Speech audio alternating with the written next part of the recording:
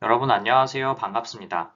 오늘은 헤파톨로지 5번째 시간이고 간 농양과 독성 간염에 대해 다루겠습니다. 순서대로 간 농양 먼저 보고 그 다음 독성 간염 보도록 하죠. 오늘은 별로 내용 없고 간단히 끝납니다.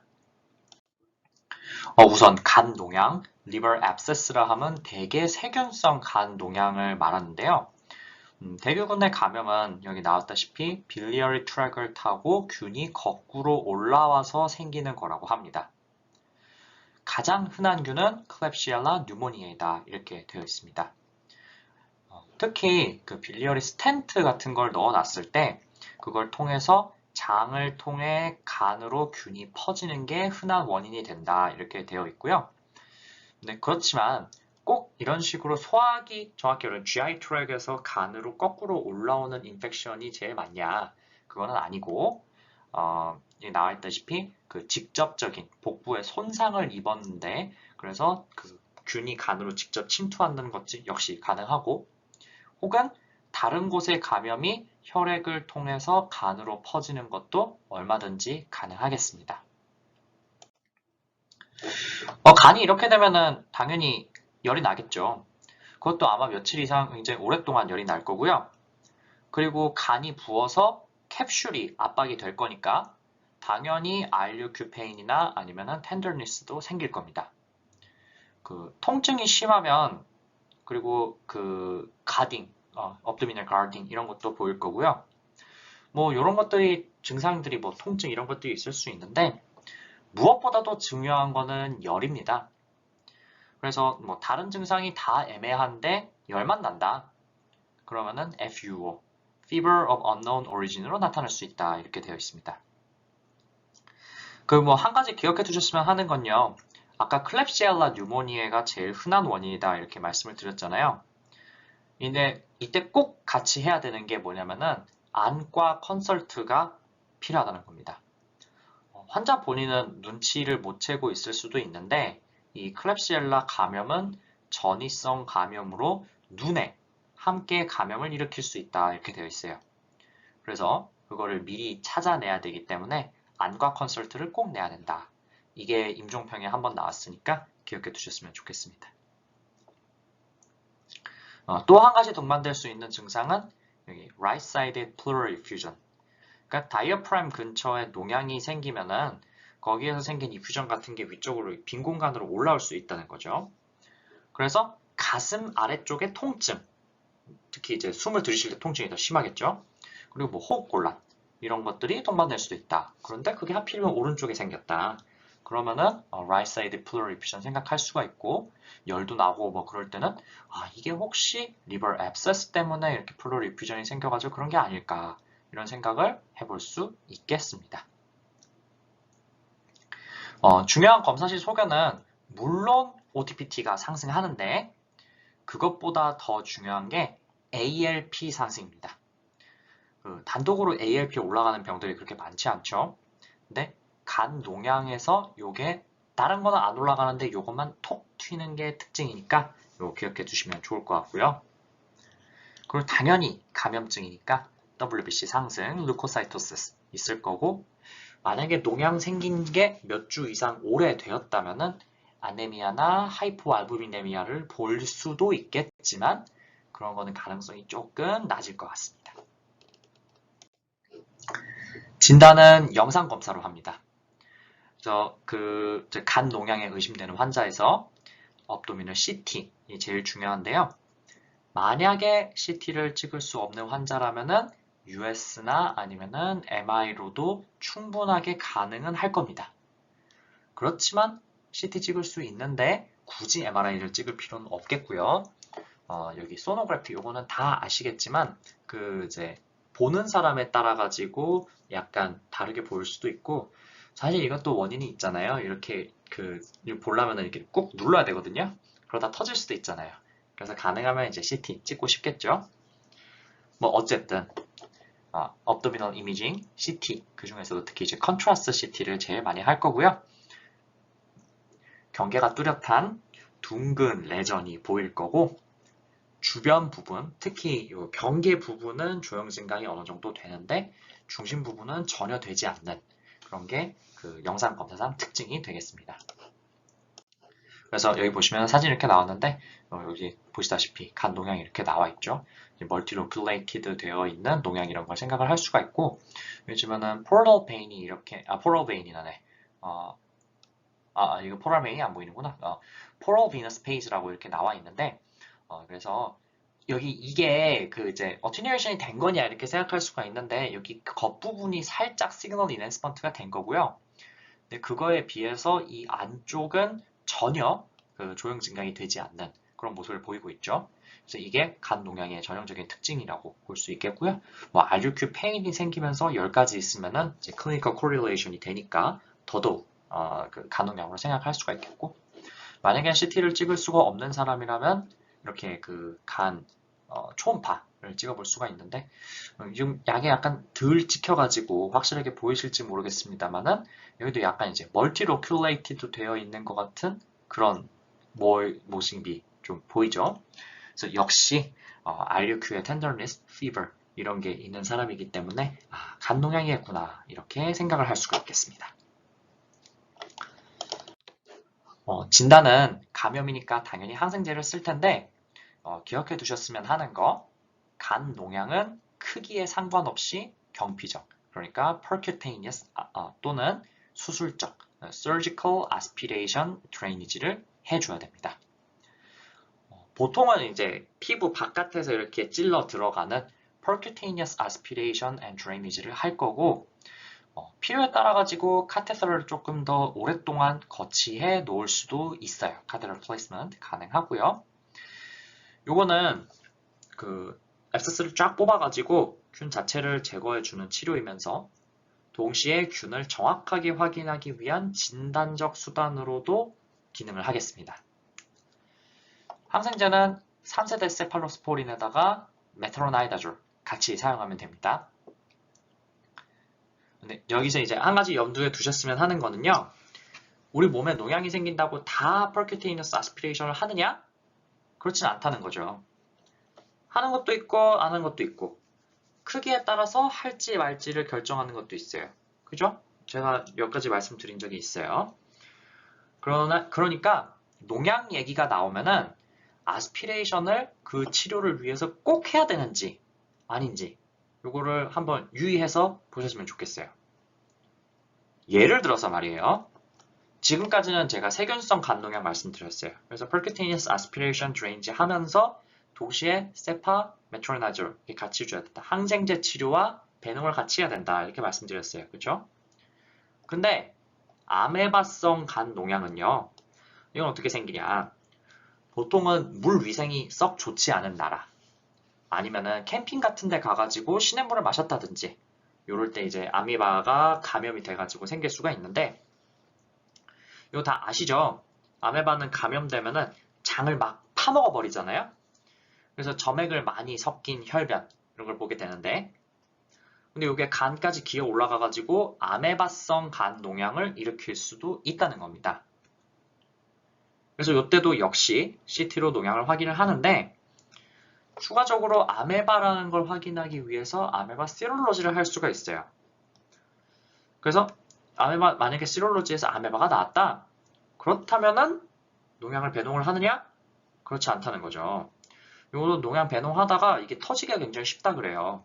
그래서 농양 일단은 배농하지 않고 이때는 이제 세팔로스포린은 의미가 없으니까 메트로나이다졸 단독 투여하는 거죠. 그래서 항생제 치료만 합니다. 이때는 항생제 치료로 최대한 조절을 해보고 만약 정해서 안 되면은 그때는 조심스럽게 배농을 해볼 수 있다 이렇게 돼 있어요. 그래서 제가 드리고 싶은 말씀은 같은 간 농양인데도 세균성 간 농양이냐 아메바성 간 농양이냐에 따라 가지고 얘기가 많이 달라지잖아요. 하물며 장기가 달라지면 어떻겠어요? 그냥 앱세스라고 다 드레이니지를 하냐 그렇진 않다는 거죠. 그래서 드레이니지가 일반적인 치료인지 아니면은 항생제만 주면서 치료를 하는 게 맞는지 그거를 잘 고민하시고 그리고 이제 외워가시면서 문제를 푸셔야 된다 이겁니다. 자, 그 다음은 독성 감염 또는 약제 유발 감염인데요. 그 간독성 하면은 생각나는 약제들이 몇 가지 있으시죠? 가장 유명한 게 아세타미노펜이고 지금까지 뭐 배운 것들 중에서는 결핵약제 이런 게 간독성을 일으킬 수 있는 대표적인 약물이었습니다. 근데 사실 간독성을 일으킬 수 있는 약들은 굉장히 많기 때문에 뭐가 간독성을 일으키고 뭐를 일으키지 않고 요거를 다 외우기는 조금 어려워요. 그렇지만 몇 가지 유명하고 시험에 잘 나오는 것들 뭐 그 말인즉슨 임상에서 우리가 자주 보게 된다는 얘기죠. 그런 약들에 대해서는 좀 알아볼 필요가 있겠고 그리고 독성 간염을 의심할 수 있는 상황은 어떤 것이냐 이거를 좀 알아볼 필요가 있겠습니다. 우선 그 독성 간염의 클리니컬 매니페스테이션은 다른 헤파타이티스라고 똑같아요. 환자 굉장히 피로해하고 지쳐 보이고요. 그리고 뭐 너지아 보미팅 이건 헤파타이티스 다 기본적으로 나타날 수 있어요. 그리고 알류큐의 페인 이런 거 나타날 수가 있고 심하면은 황달이 나타날 수가 있겠다. 뭐 이런 거는 그 간염에서 나타나는 공통적인 특징이 되겠죠? 근데 여기서 한 가지 추가되는 것을 기억해 두셨으면 좋겠는 게 이 독성 간염은 extra hepatic manifestation을 동반을 할 수가 있다는 겁니다. 이 독성 간염이 물론 이제 그 약제 자체의 그 intrinsic 그 헤파토톡시스티에 의해서도 그럴 수가 있는데 뭐라고 해야 될까 일종의 그 hypersensitivity 그러니까 알러지 반응 비슷한 거죠. 그런 것 때문에 생기는 것도 없잖아 있거든요. 그래서 일종의 알러지 같은 정확히 말하면 이제 hypersensitive 같은 그런 증상을 약간 보이게 된다는 거죠. 대표적으로 에오즈노필리아 에오즈노필 그걸 때 뜨죠. 그리고 이럴 때 그 좀 rash, arthralgia 이런 거를 동반할 수가 있다는 거죠. 요거는 나중에 제가 그 알레르기 내과 하면서 hypersensitivity 할 때 rash, arthralgia 요게 hypersensitivity의 그 특징 중에 하나다. 이거 한번 말씀드릴 거예요. 열도 납니다. 도대체 왜 알레르기에서 왜 열이 나요? 알레르기가 아니고 hypersensitivity이기 때문에 열도 나고 관절통이 있을 수가 있는 겁니다. 이런 거 일종의 뭐 serum sickness라고 하죠. 뭐 그런 거랑 좀 비슷한 느낌이라고 생각하시면 돼요. 그래서 모든 약을 다 외울 수는 없고요. 대표적인 게 몇 가지만 보고 납시다.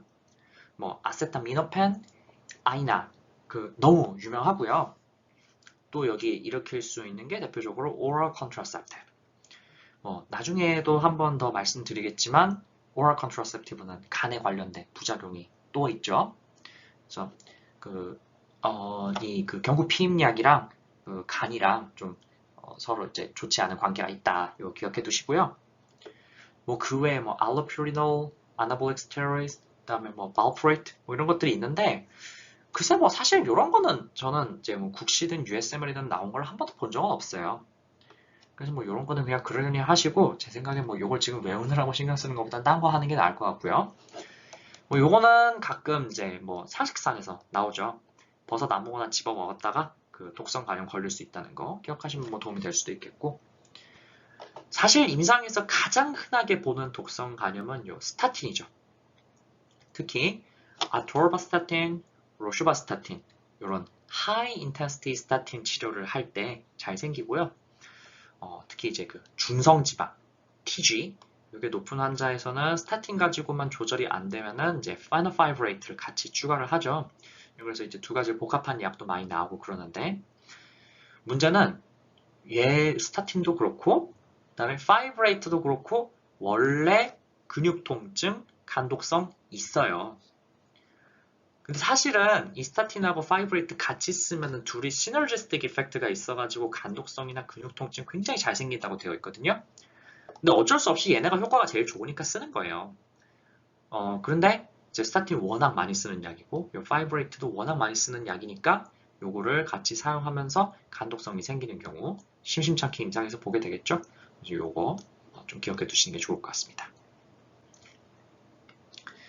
그 다음에 USML 스텝 1에는 이제 나올 수 있는 게 또 이제 HAART 이제 HIV에 대한 칵테일 요법 이 최소 3가지 약제를 사용을 해가지고 HIV 그 억제를 하는 그런 요법이죠. 요게 또 이제 약을 여러 가지 먹다 보니까 간독성이 문제가 된다. 뭐 요 정도 기억해 두시면은 충분히 많이 기억하고 있는 거라고 생각이 됩니다. 자, 근데 이렇게 이제 약들이 뭐가 있다 이렇게 하고 끝내면 너무 싱겁잖아요. 그래서 그 시험에 가장 잘 나오는 약제 두 가지만 조금 더 자세하게 보고 가겠습니다. 우선 아이소나야제 간독성입니다. 이거 전에 호흡기에서 결핵하면서 말씀드린 적이 있었죠.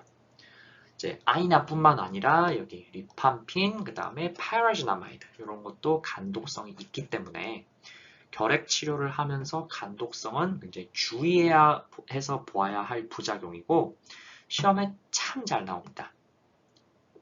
초기 몇 주간은 당연히 LFT가 상승을 할 수가 있는데 이때 정상치의 한 2배 정도, 대략 100 및 두 자릿수 정도까지는 올라갈 때는 이제 클로스 팔로우업만 하면서 약을 중단을 하지 않고 치료를 계속 해야 되죠. 근데 한 3배 이상 상승한다? 그러니까 대략 100 넘어간다고 생각하시면 돼요. 그 정도 되면은 이제 어쩔 수 없이 그 간독성을 생각을 해가지고 약을 중단을 해야 되죠. 뭐부터 시작하냐? 이제 파이라진나마이드가 가장 간독성이 강하기 때문에 요거 떼고 이제 나머지부터 시작을 하는데 결국 그래서 리팜핀까지는 되지만 파이라진나마이드 안 된다. 그럼 어쩔 수 없이 파이라진나마이드를 중단을 할 수밖에 없겠고 그럴 때는 우리 왜 그 단기 치료가 6개월이라고 그랬잖아요. 이제 그거의 핵심이 파이라진나마이드였는데 이거를 중단을 한다면 어쩔 수 없이 다른 약제를 가지고 이제 4개월, 9개월 이렇게 긴 기간을 치료할 수밖에 없게 되겠습니다. 근데 특히 이제 아이나의 간독성, 아니 뭐 간독성 아니더라도 아이나는 뭐 뉴로패스 이런 거 일으키는 걸로 유명하죠. 근데 그거는 이제 피리독신 결핍과 밀접한 관련이 있기 때문에 피리독신을 뭐 미리 보충할 필요까지는 굳이 없다고 이렇게 되어 있긴 해요. 그렇지만 사실상 현실적으로 대부분은 피리독신을 같이 먹게 됩니다. 피리독신 보충을 해주는 게 간독성뿐만 아니라 뉴로패시를 줄이는 데 도움이 되기 때문에 피리독신 보충하는 게 도움이 된다. 이렇게 알고 계시면 참 좋겠죠. 자, 그리고 시험에 잘 나오고 가장 중요한 아세타미노펜 간독성. 이 내용을 좀 볼까요? 요거는 이제 헤파톨로지에도 내용이 있는데 이제 응급 쪽에도 언급이 되어 있으니까 같이 한번 보시죠. 우선 설명을 좀 드리자면 아세타미노펜 대사 과정에서 일부가 NAPQI라는 독성 물질로 대사가 됩니다. 한 10% 정도가 그렇게 대사가 된다고 되어 있어요. 그런데 원래는 이 NAPQI가 생성되는 양이 적기도 하고요. 원래는 생성되는 즉시 이제 글루타티온 이거랑 결합을 시켜가지고 디톡시피케이션을 시키기 때문에 이게 간에 significant injury를 일으키는 경우는 드물어요. 그렇지만 약을 너무 많이 먹은 경우 그래서 도저히 해독이 안 될 때 아니면은 장기간의 starvation으로 글루타티온 레벨 자체가 떨어진 경우 마지막으로는 이제 NAPQ로 대사 자체가 많이 되고 있는 경우 이럴 경우에는 아세타미노펜에 의한 liver injury 생길 수가 있는데요. 나머지는 너무 당연한 건데 중간에 이게 조금 어렵죠. 이게 무슨 얘기냐면은 방금도 말씀드린 것처럼 아세타미노펜이 그 자체로 간독성이 있냐? 그건 아니라는 겁니다. 근데 이게 대사 과정에서 일부 NAPQI라고 하는 독성 물질로 대사가 돼요. 근데 그 대사를 담당하는 게 CYP3A4라는 거죠. 그래서 그 CYP의 대사가 활발해지는 상황. 예를 들면 뭐 이제 평소에 술을 많이 먹는 사람, 그러면 이제 chronic alcohol consumption은 CYP 인덕션을 시킨다. 제가 말씀드렸었죠. 근데 이런 사람 어떠냐면은 항상 술을 많이 먹기 때문에 다음날 아침에 숙취 생긴다고 타이레놀을 많이 먹게 돼 있어요. 근데 이게 또 타이레놀을 너무 많이 먹으면은 오히려 진통제에 의한 두통이 더 생기거든요. 그래서 타이레놀을 먹었는데 두통이 안 떨어지네? 하나 더 먹어. 또 안 떨어지네? 또 하나 더 먹어. 이게 너무 많이 먹으면은 이제 술 먹고 타이레놀 잔뜩 먹고 술 먹고 타이레놀 잔뜩 먹고 이거 반복하다 보니까 너무 많은 양을 복용하게 된다는 거죠. 그래서 그렇게 독성 간염을 일으킬 수가 있게 되겠고요. 이제 또 다른 CYP 인듀서 뭐 예를 들어 여기 이제 펜도바비타 이런 거 써놨는데 저번 시간에 몇 가지 했었죠. 예를 들어서 세인트 존스 워트 이런 것도 있었고, 아니면 뭐 페나이토인 그 자체로 substrate면서 또 이제 그 인듀서인 좀 웃기는 놈이다 이렇게 말씀을 드렸었죠. 이제 뭐 그런 친구들이 있는데, 그런 약제를 복용한다면 역시 CYP가 인덕션이 되어 있기 때문에 이제 NAPQI로의 대사가 늘어나서 독성 간염이 쉽게 일어날 수가 있겠다 이렇게 되겠습니다. 뭐 주요 증상은 다른 간염하고도 비슷하죠.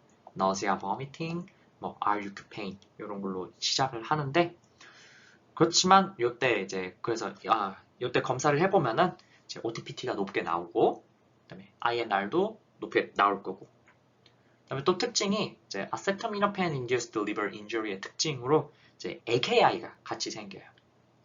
이 AKI는 왜 생기냐면은 뭐 이제 가설이 몇 가지 있는데, 사실 엄밀히 말해서 아세토미노펜이 이제 NSAID냐 그렇지는 않아요. 그렇지만 이제 NSAID와 마찬가지로 어느 정도의 그 네프로톡시시도 있다 뭐 이렇게 되어 있거든요. 그래서 이제 그 acute liver injury와 그 다음에 그 이제 acute kidney injury AKI를 같이 동반하는 게 아세타미노펜 induced liver injury의 특징이다 뭐 이렇게 되어 있어요. 그건 이제 USMLE 공부하실 거면 그 정도까지 아셔야 되니까 그건 공부하시고요. 어쨌든 이거 언제 생기냐면은 타이레놀을 한 번에 7.5g 이상 먹었을 때, 아니면은 꾸준하게 먹는 사람인데, 뭐 주로 만성 통증 이런 것 때문에 먹는 거죠. 꾸준하게 먹는데 하루에 4g, 즉 4000mg이죠. 뭐 이 이상 꾸준하게 복용했던지 하면은 이게 생길 수가 있는데, 뭐 이때는 어떻게 하냐면요. 먹은 지가 얼마 안 됐다. 그러면은 활성탄, activated charcoal 이거를 줄 수가 있어요. 이 활성탄이라고 하는 거는 기능이 뭐냐면 약을 흡착시켜요. 그러니까 이제 그 숯가루를 먹으면은 그 숯가루가 약을 지가 집어먹고 우리 몸에 흡수가 안 되게 만들어주는 거죠. 그러니까 요거는 약을 먹은 지 얼마 안 돼가지고 우리 몸에 아직 흡수가 덜 됐을 때, 그럴 때 효과가 있겠죠? 일단 이거 써보고요. 그 다음에 뭐 리버 인주리가 정말 있든지, 아니면은 약물 농도를 쟀는데 약물 농도에서 너무 높더라. 그러면은 그때는 이제 아세틸시스테인을 준다 이렇게 되어 있는데, 뭐 시험에는요, 요 뭐 농도가 얼마 이상이다, 아니면은 뭐 여기 이상이다, 하면 리버 인저리가 있다, 뭐 이런 거 신경 쓸 필요 없이 그냥 아세토미노펜 인듀스 리버 인저리 의심되는 환자에서 편하게 아세틸시스테인 주셔도 큰 상관은 없어요. 이게 시험 볼 때 그렇게까지 어렵게 생각하실 건 없고요. 그냥 이제 아세틸시스테인, 이게 이제 글로사티온을 보충을 하기 위한 건데, 즉 NAPQI를 디톡시피케이션을 하도록 도와주는 그런 거죠. 이걸 그냥 준다고 생각하시면 될 것 같아요. 간단하게 한 번만 더 정리할게요. 아세타미펜 인듀스 리버 인저리가 의심되는 사람은 약을 마지막으로 먹은 지 4시간이 안 됐다. 그렇다면 활성탄 줄 수가 있다. 그리고 N-아세틸시스테인 주면서 LFT 크로스 팔로업 하고, 그렇지만 만약에 이제 그 인저리가 진행되는 속도가 굉장히 빠르고 자연적인 회복을 기대하기는 어렵다고 생각이 된다면 그때는 응급 간이식을 준비해야겠다. 이렇게 알고 계시면 되겠습니다. 자, 그럼 오늘 간농양 독성 간염 단원 이 정도로 마치겠습니다. 뭐 별로 어렵진 않으셨죠? 시험에도 어렵게 나오는 파트는 아니고요. 점수 벌어가는 그런 문제니까 문제 풀어보시고 복습 한번 해보시면 충분할 겁니다. 그럼 저는 다음 시간 지방간 알코올성 간염으로 찾아뵙겠습니다. 공부하느라 수고 많으셨습니다. 들어주셔서 감사합니다.